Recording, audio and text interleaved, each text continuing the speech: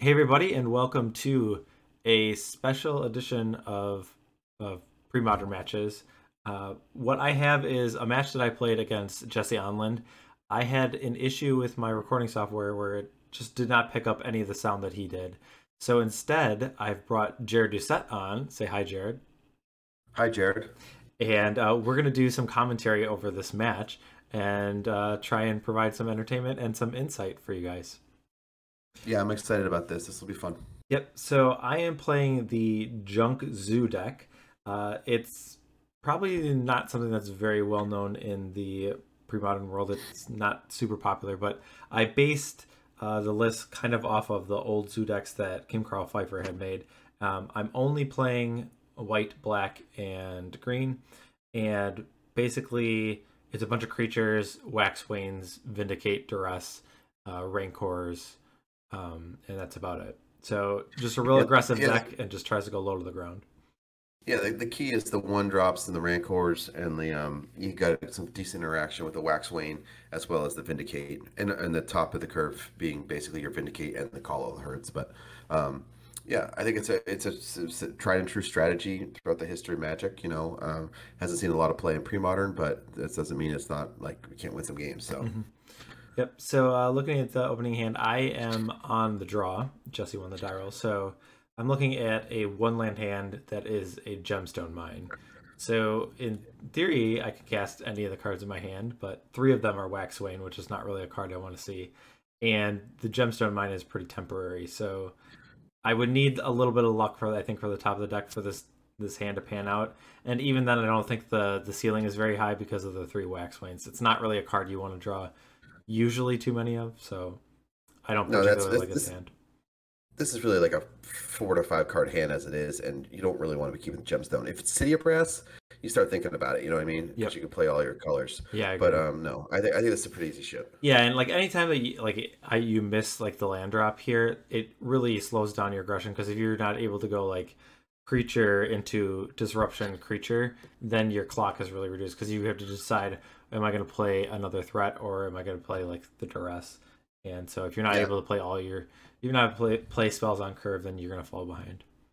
Yeah, the key to these kind of decks is be able to play a 1-drop on 1 and then 2 1-drops on 2. So that's like one of the most important parts of the curve. So this is the hand that I mulligan into, and it doesn't have any black mana, but it does allow me to play Savannah Lions, and then if I do draw another mana source, any mana source, then I can play Call the Herd. So this hand needs a little bit of help. It ideally needs another black mana source, but it's reasonable. I don't know exactly what I'm playing against at this point either. So. No, I think you're fine to keep this one, and then just especially on the draw, you feel pretty confident with it because you have at least the 1-drop on 1 and some interaction in the Wane, so that's something. You know what I mean? Yep. But so you looking to get rid of one of these black cards? I'm guessing. I kind of said like I need to draw a black source. I mean, maybe I should just put Vindicate on the bottom, but I guess my thought was like if I'm not drawing a black source in this game, I'm gonna be in rough shape anyways. So I put the Wax Wane because there are a lot of matchups where the Wax Wane isn't the best. So I kind of took a chance. So the opponent leads off with an island and Chromatic Sphere, and then I draw River Boa and start off with the Savannah Lions. Yeah, so now you know he's playing the Devourer combo, basically. Yeah. There's other Chromatic Sphere decks. Yeah, there's really not any other. I guess technically Balancing Things plays Chromatic Sphere, but definitely doesn't play Island and Balancing Things. So. Yeah, no, I think you know what you're playing against now, and now you're just like, okay, I need to put pressure on, and I need to disrupt, and that's going to be tough with the Tangle Wire, so that's kind of like their dream play right there. Yeah, but I'm like really excited if I'm drawing a black mana here because then I'd be able to play like Sarcomancy and kind of add more permanence to the board.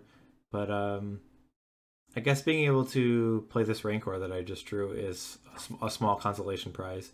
Unfortunately, Tangle Wire doesn't count enchantments as one of the permanent types to tap, but at least I'm able to play a spell this turn. So, yep, and you're able to at least use some sort of mana efficiency. Yeah, I still think your next best draw is just going to be a black source and then Sarcomancy while this Tangle Wire is still going on, so you can start the beats. Yep. My opponent still needs like it's a two. Oh, I was gonna say needs a 2-card combo, but there is one half of it with the Altar of Dementia. So Yep. now, at any point, if he has pretty much Tinker or I guess he needs a little bit more mana to just play the Phyrexian Devourer, and then I Hmm. just lose. So I'm a little nervous right now because I'm not able to play anything or even attack because of the Tangle Wire still. Yeah, no, you're just locked down right now. Yeah. Yeah, you're at it. You're at the mercy at the top of his deck. Mhm. Hopefully, something happens, or doesn't happen for him, but happens for you. Yeah, and if I get to the point where if I'm tapping like my creatures and I'm drawing a black source, then I could at least maybe consider pointing the Vindicate at the Altar of Dementia, and that way if um, I can disrupt like the two-part combo. Yep. No, absolutely. Yeah, make him find another one. All right, so he cycles the chromatic sphere. So he's digging. He's looking. He doesn't have it clearly. If he had the Tinker, he just fired it off right there and wins the game. Yep. All right, another Ancient Tomb. And so now total he has access to 6 mana. So I mean, there's not really anything I can do about it if he does have Devourer the next turn, because the Tangle Wire will go down to 1 and he could just tap that. Yeah, no, he's you're at the mercy at the top. I mean, he's got 8 outs right now between Tinker, and the Devourer itself. So Mm-hmm. he's got a lot of top decks to just win the game. All right, what's going to help you out with his life total? Oh, there we go. Let's lock it down again. Yeah, a second Tangle Wire is definitely going to prevent me from having any untapped permanents for a while. So Yeah. I like how you still go through the motion of like, trying to untap and be like, oh yeah, what's the point? Yeah. it makes Savannah Lions feel a little better if he gets to untap for even if it's just a moment. He gets to stretch his legs basically. Yes. Yeah.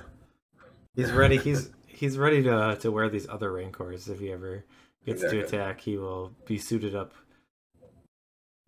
I think it's got to be your plan. As soon as you can play them, I think just as soon as you can attack with that Savannah Lions, because in theory, if you can put both Rancors on the same time, then you swing it for 8, and that just like really cuts the clock down. But yeah, I still need another green source to be able to play both of them though. At least the same turn. So yeah.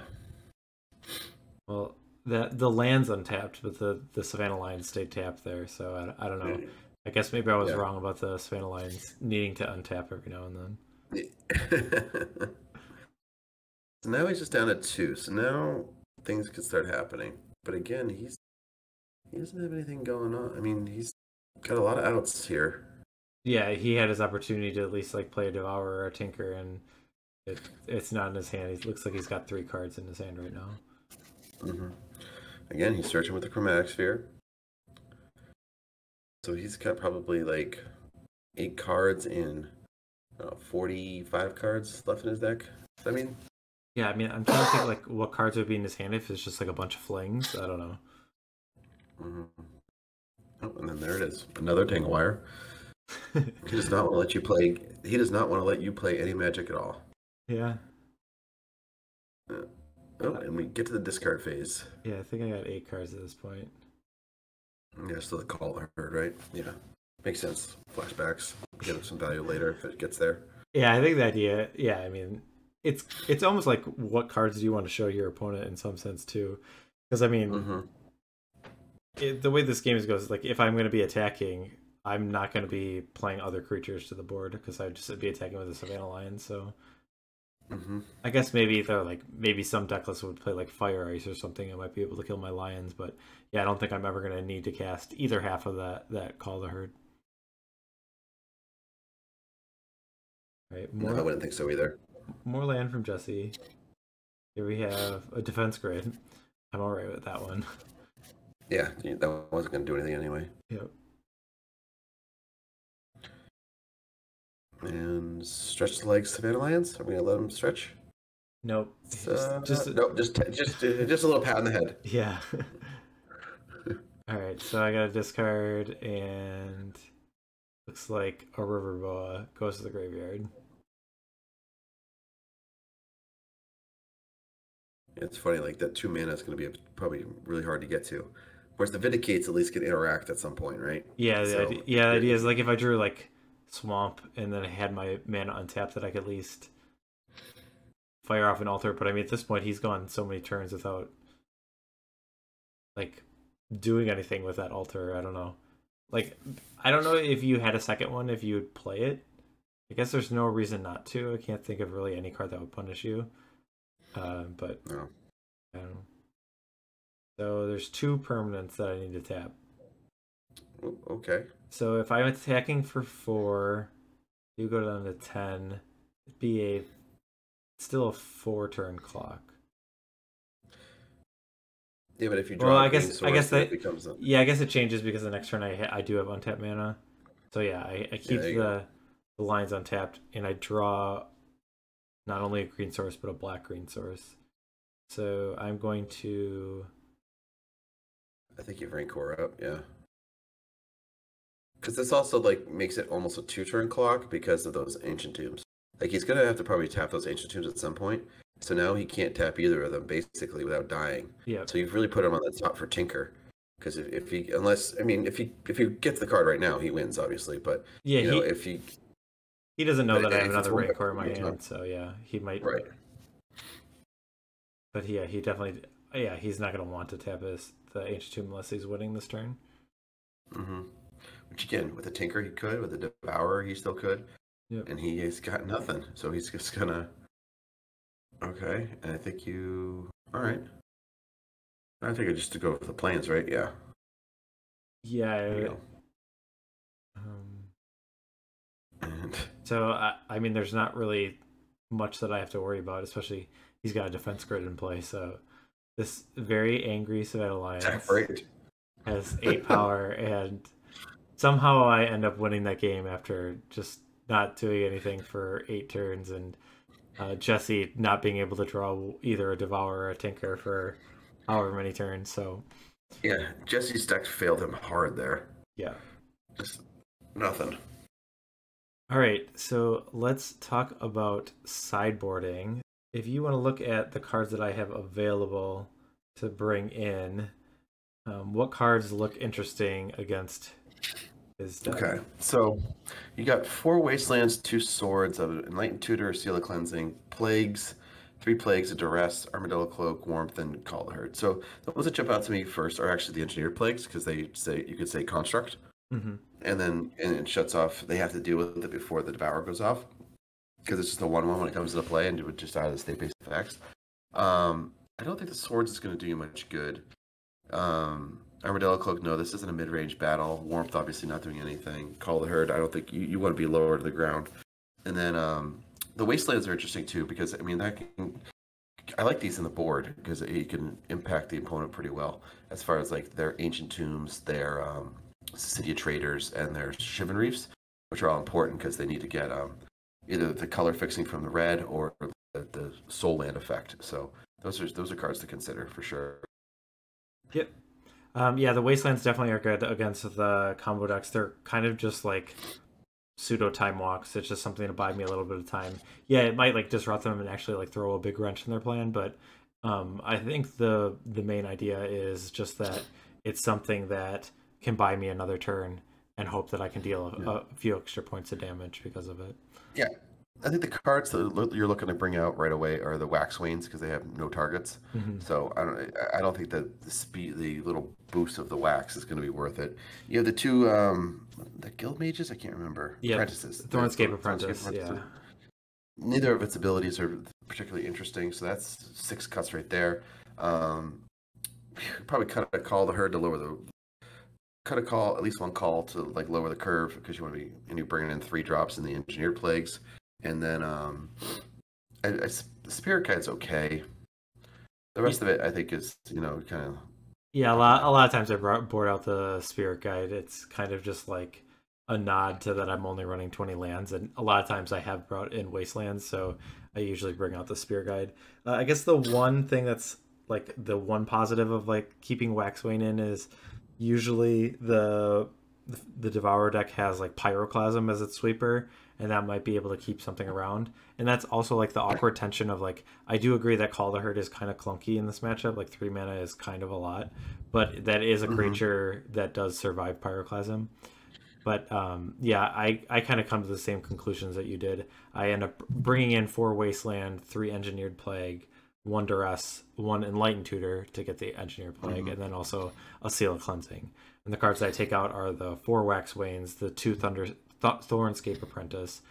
I bring out all 3 of the Call the Herds, which maybe, I mean, I think I played Devourer earlier in this month, and I boarded slightly different, and then the last card was the Elvish Spirit Guide, so... Yeah, you want to get down with your 1-drops and get in with the pressure, and then, just disrupt after that. And I think, you got to be as lean as possible for that.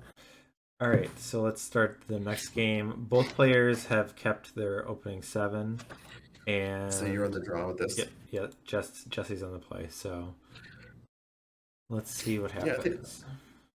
Yeah, I think you're fine with this hand.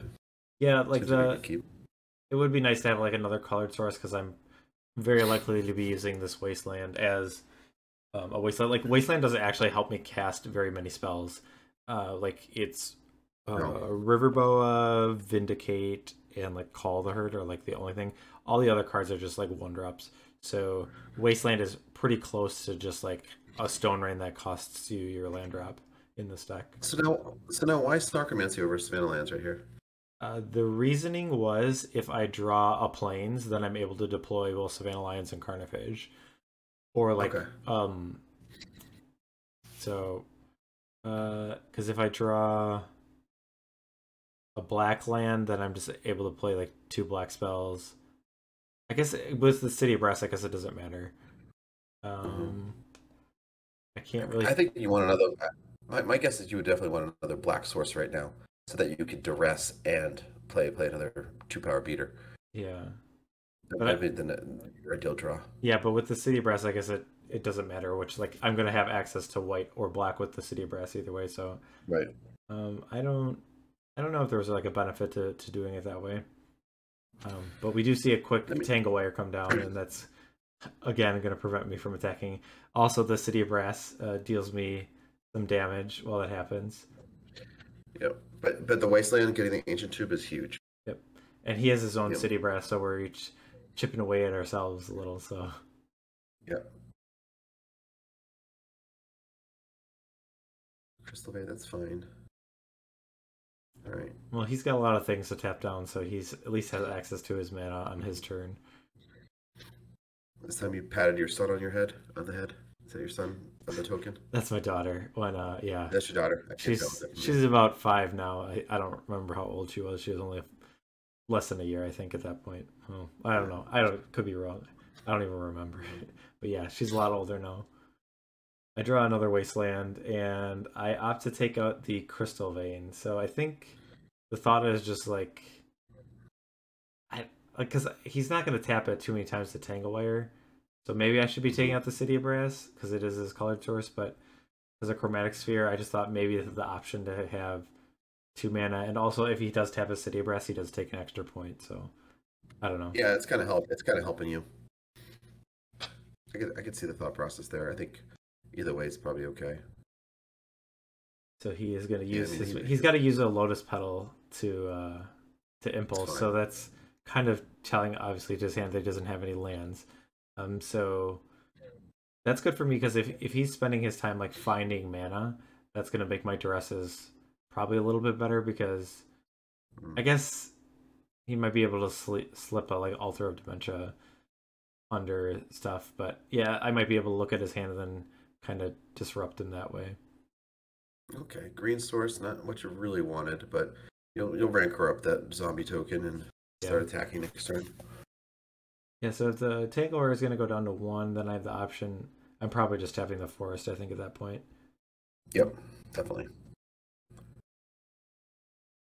I guess the one reason why I wouldn't is if I'm trying to draw a white or a black source and hopes to like cast Vindicate on the very next turn, so that would be the one reason to miss out. But like I guess like skipping out on 4 damage in the hopes of drawing one of those lands seems kind of optimistic. Yeah, you can't do it. I'm with you there. Okay, City of Traders. Oh, he's tinkering. Yeah, there's Okay, no so there's no you're alternate getting a full dimension, untap so here. yep. Yeah. So Tinker's Yeah. cast, What's and he getting? Snare Bridge. Okay, how many cards does he have? yeah, so not a Devourer, which I guess makes sense because you don't have the other half of the combo, but it's kind of what I was expecting, that maybe the Devourer was going to come out just so he was using his mana that turn. Oh, did he have too many cards in hand? Does he still have 4 or 5 cards in hand? Oh, no, you're just untapping. Yeah. Okay. I think I thought the Tangler was still in play, and then realized. Mm-hmm. Oh, yeah, this forest is kind of hurting right now.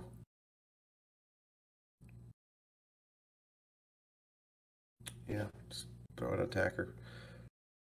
I think he has 3 cards in hand, I believe. I can't remember. Yeah, it's not 4 more, that's for sure. Mm-hmm.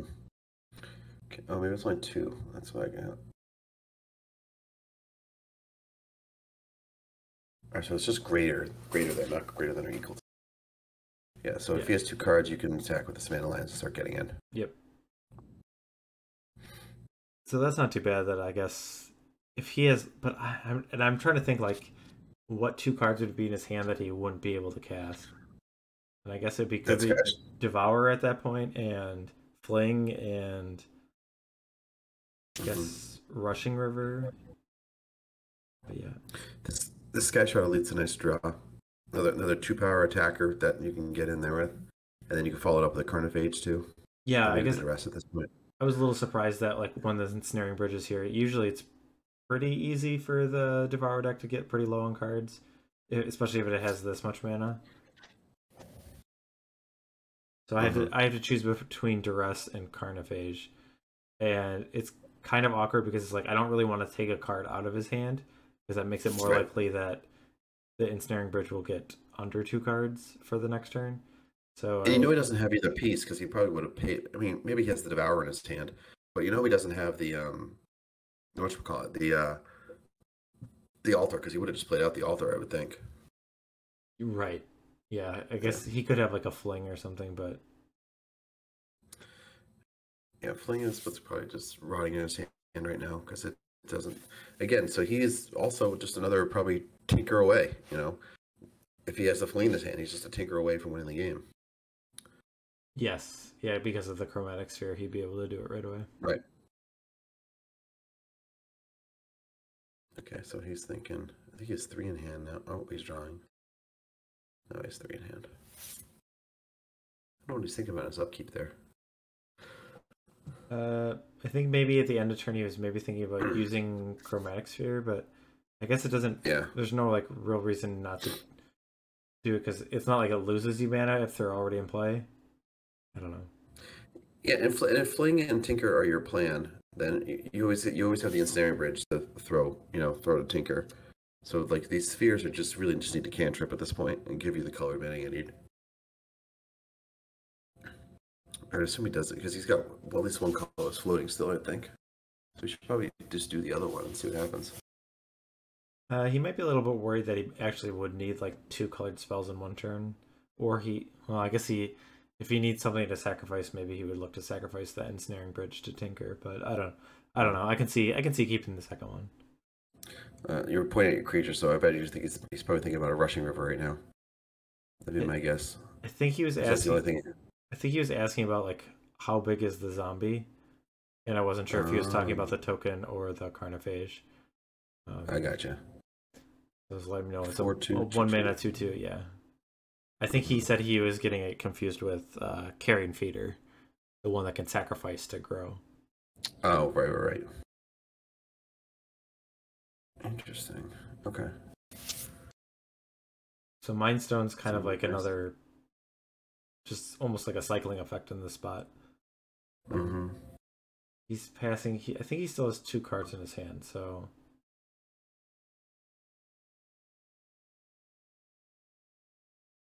All right. So I draw an Engineered Plague, but without. I mean, I guess without a 3rd mana, like.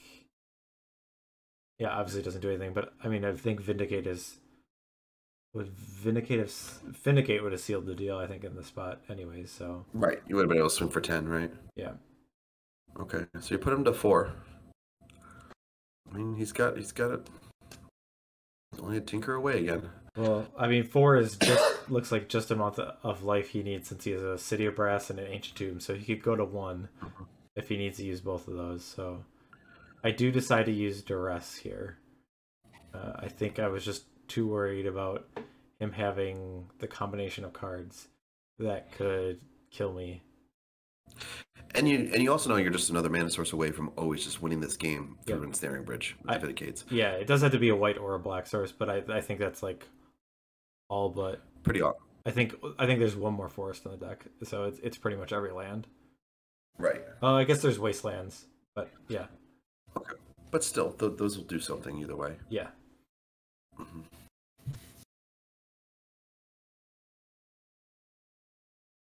Okay, so the hand he shows is Intuition, Rushing River, and Fling. So if I'm looking at Fling, he has available 1, 2, 3, 4, 5, 6 mana. So for Fling to come into play, he needs to draw, like, it pretty much needs to be another City of Traders. Because if it can't be another Ancient Tomb. Right. Because he would need 6 mana plus the... I guess if he drew Tinker, then he could do it, but he wouldn't be able to. He wouldn't be able unless he drew Devourer and City of Traders. Then he could kill me with Fling. So I don't think I need to take Fling. So then I need to decide, like, does Intuition help him enough, and is Rushing River prevent me from killing him? And I don't think it really does. Like, I'm still gonna have 4 powers worth of attackers.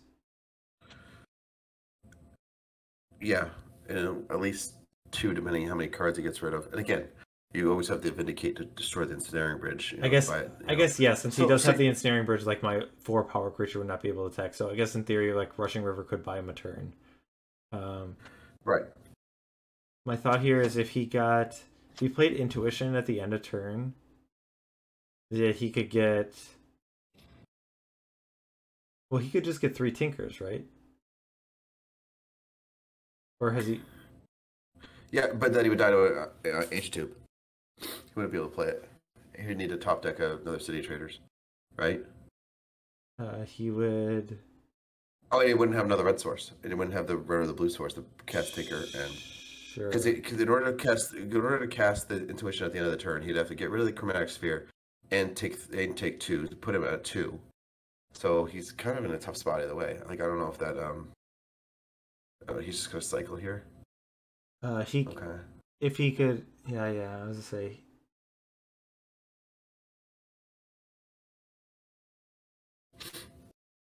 Like, if he just ripped Tinker and Colored Source that doesn't deal damage, then you lose.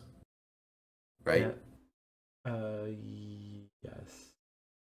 But those had to be so he had to take he needed to get an island and a Tinker right there. And it doesn't look like he got there with those two draws.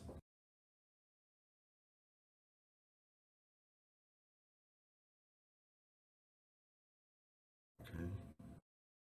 Alright, so City Traders. Oh, he's digging. Cycling Mindstone, that's pretty good for me here. It's like he's got one floating, and again he could just, if he just needs a non-damaging colored source, and he still has enough, right? 1, 2, 3, 4, yeah. So again, if he goes an island and a Tinker, he'll have a way to win. Right away is the Fling. Yeah, so maybe I should have been taking the Fling there, I guess. Yeah, I'm always like, make them spend the extra mana to go get it. Get their combo piece or whatever, right? So we know he had 3 Tinkers left in his deck, but if you take away the Fling, then he has to get both combo pieces again. So yeah, I guess I was thinking that he'd be able to just cast it at the end of his turn, but it's not trivial because if he taps that Ancient Tomb once, he's not able to use it again on his turn. Exactly.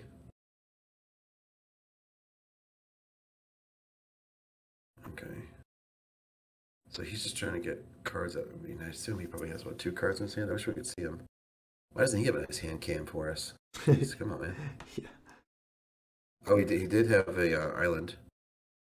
Oh, he's rushing river. Man, he is just drawn terribly. So he's going to rushing river, try to knock down. So he's going to target my 2 power creatures. Okay. He has 2 cards in hand. So even then, man, he had so many cards in his hand. You just cannot get rid of them. And boom, got it. Yep. Night. So I got a way to cast my Vindicate, and I will use it on the Ensnaring Bridge, and that will allow my Rancor zombie token to attack. And It'll do it. That's enough to take the match. That's awesome. Yeah, this is probably one of the better Vindicate decks I've seen, if not the best. Just because like you get like it solves the problems you might have, and also it can like just be a tempo play for like land destruction or something, right? It's never dead. Yeah, it does when you're playing it. It does a good job of leveraging like the Stone Rain type, where it's just like if you have an early board pressure, a Stone Rain is more powerful because you're attacking with creatures that are already in play, as compared to like Dead Guy Ale is like might have a threat that it plays early, but most of the time, like if you're Stone Raining someone with Dead Guy Ale, you're usually just using your entire turn and not attacking for much damage. Where just setting your opponent's back a little bit with this deck can provide a big advantage.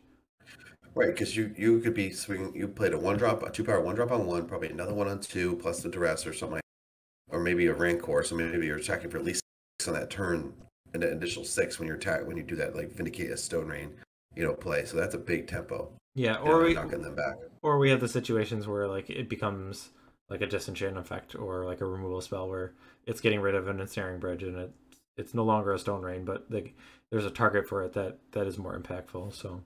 But there's always a target for it. So like in playing it on curve, like it's huge. So I like it. I like it a lot. Yeah. So I mean, like in theory, I feel like the deck lines up pretty well against combo. I mean, I think Jesse's draws were kind of poor this game, but like having pressure, Duresses, and like Vindicates are just a nice combination. It just allows you. It cuts down on the top like number of draws they have and a little bit of disruption. Like if you land an Engineered Plague, then usually like this deck needs to spend a bunch of resources trying to find like a Rushing River, and they don't have much time if you're attacking with like 4 or 6 every turn. So. Right, makes sense. Yeah, very cool. Yeah, I like it. I wish it's too bad the mana's not just a little bit better for your deck, but I mean that's the mana we have in Premodern to deal with these kind of what they call them, wedges. Yep. Like, the kind of weird 3-color combinations, but. And you made it work, and it's tough, but like it is possible. Yeah, going through the tournament, I didn't feel like the mana was like particularly bad, and I think I could even be playing like a few more colored sources if you're willing to play like more Undiscovered Paradises or stuff like that. But I just didn't want too many. I think I have like 2 lair lands and an Undiscovered Paradise. But one thing I do have is like I have 3 fetch lands and 3 basics, and that was just the hope that having. Being able to, because sometimes if you have awkward draws with like City of Brasses that you do end up taking a lot of damage. Some matches up that doesn't matter. Matches those don't matter at all, and sometimes it does a lot. So there have been times where I just only take like 2 points of damage off my lands the entire game. That's good. So there are definitely times where the mana works out really well, and I wouldn't say it's bad, but it's certainly not great. It's not always super smooth, and I mean I think you saw in multiple games either a mulligan or me not being able to cast my spells like directly on time because of the mana. So right, that happens. Yep. But yeah, that's pretty much this matchup, and thanks Jared for stepping in and doing some commentary with me. Happy to do it. Yeah, and I hope you guys all enjoyed this opportunity that we had. We actually recorded it a second time since, ironically enough, I had another sound issue when I recorded the first time with Jared. So thank you a second time, Jared, for coming and doing this with me. So yeah, you're welcome again. Happy to do it. All right. So thanks everybody for watching. Until next time, take care.